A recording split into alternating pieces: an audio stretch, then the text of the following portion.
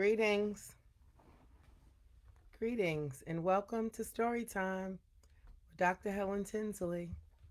It's a little tied up today, so I'm getting a little late start, but I'm here nevertheless, and I hope all is well. And I'm reaching at a great time. It's a beautiful day, and again, we were blessed to see it. Mm. Hi, I'm Carol, and hi, Carlton. So we're going to continue on our journey through the People Could Fly American Black Folk Tales. We're almost at the end, and I hope you've been enjoying these stories. So let's begin with my little opening song. This little light of mine, I'm gonna let it shine. This little light of mine, I'm gonna let it shine. This little light of mine, I'm gonna let it shine in the stories that I read every day. Yes, all is well. Reading from The People Could Fly American Black Folk Tales. And this chapter, again, is the chapter called Carrying the Running Aways and Other Slave Tales of Freedom. And this story is called The Riddle Tale of Freedom. Now, here it is.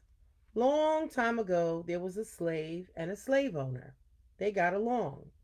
They liked to joke back and forth sometimes. Those two would exchange jokes and riddles. The slave man say, Mas, you give me a riddle today and I figured it out. Now tomorrow I'll give you one. All right, the slave owner says, you bring me one in the morning. And if you can't figure it out, said the slave, you give me my freedom in the morning too. So that was the deal. The morning came. The slave goes to the owner's place. Come on in. I heard you coming. Come on in. You got that riddle with you? You said you'd bring me? Sure do, said the slave. His old dog had died the night before. The dog's name was Love.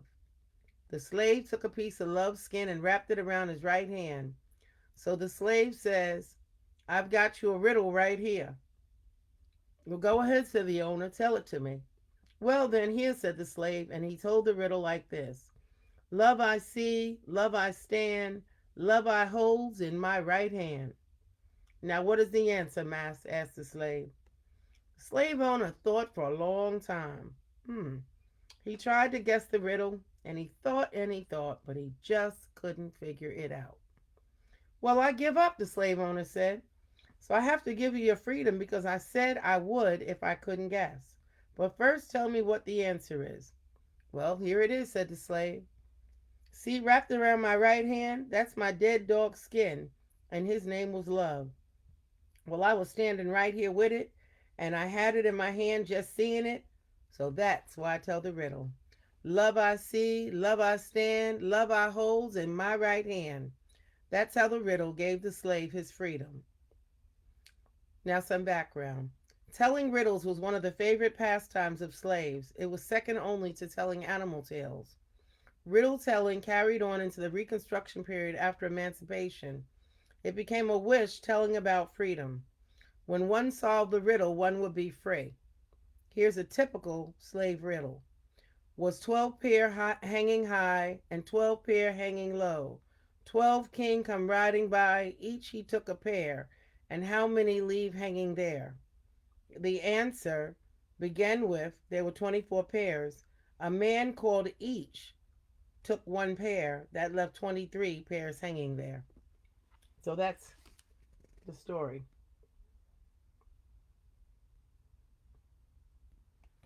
And again, I want to point out, although the book refers to black people during that time period as slaves, we were not slaves. We were black people who were enslaved. So it's an important distinction to make. We were living under a condition. Slave denotes a person, a type of person. We were black people, but we were enslaved. And since that's a short story, I'm going to read a second one. But before I do, I want to say hello to everybody, to Aunt Carol and Carlton. And hey, Nick, my college friend. How you doing, brother? Nice to see you. So I'm going to read one more. And again, that term slave, but it's called the most useful slave. Say that John was the most useful slave on the plantation. The slave owner never having to worry about his slaves trying to run away or to start in a bad trouble. He had a way of knowing exactly what was going on around the plantation, and the way he knew was because of John. Now, John knew how to prophesy for the slave owner who was Master Tom. He could tell you what was going to happen, and he was never wrong once in his predictions. The slave owner believed John was a fortune teller with supernatural power, but John knew exactly what the slave owner wanted done and exactly when he wanted it done as well.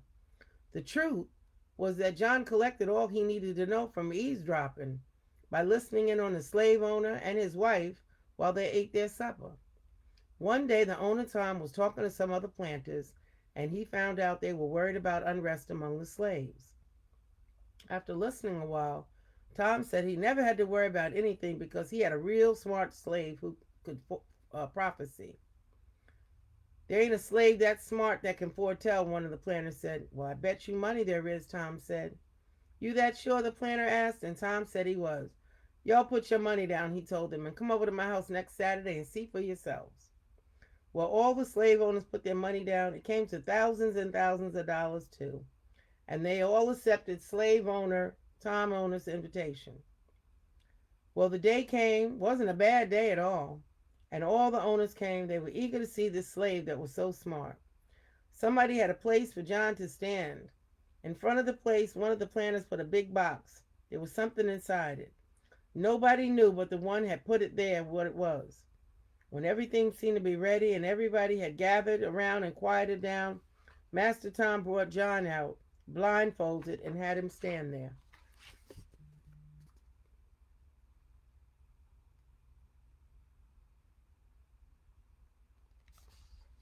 One of the planters named of Master Carter said to John, we're going to see what we see this day, and I got money down on you. Well, what for? Blindfolded John said. Well, you must know, said the owner Carter. You the one knows everything. Just then Master Tom says, now neighbors, Uncle John here will tell you what's hidden in that big box.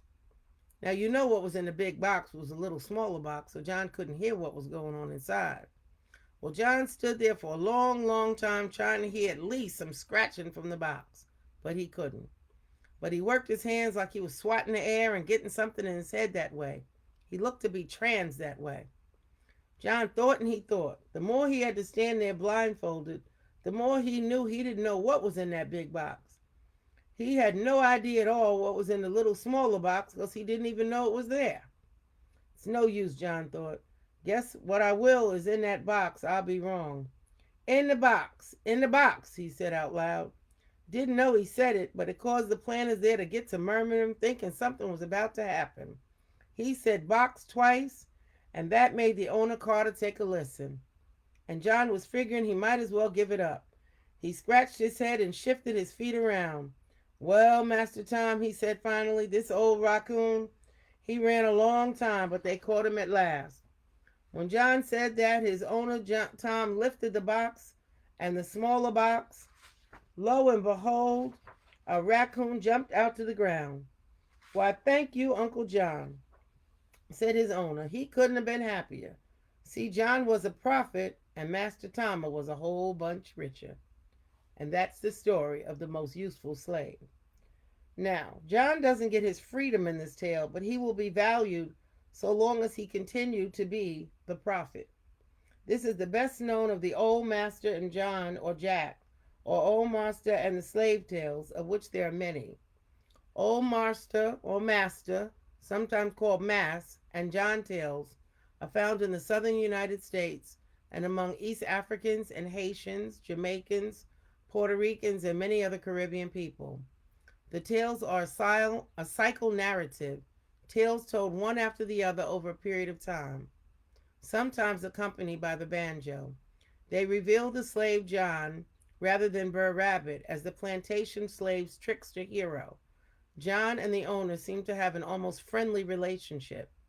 In some of the other John tales, Old Mass is referred to as boss, which identifies those tales as taking place after slavery and signals the former slave's uneasy relationship with his former owner.